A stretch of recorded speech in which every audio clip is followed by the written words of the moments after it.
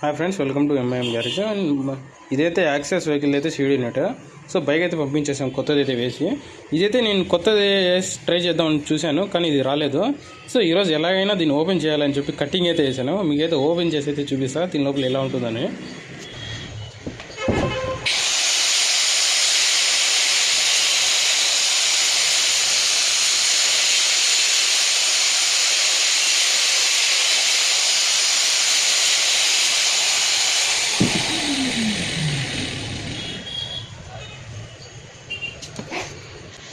So friend, ఇదైతే open అయితే చేశాను, కానీ ఇక్కడైతే ఇంకో పీస్ అయితే ఉంది. సో ఇక్కడైతే చూడండి. సో ఇదైతే లబ్బరు, ఇక్కడైతే క్లీన్ చేయాలా. ఇది క్లీన్ చేసి చూపిస్తా.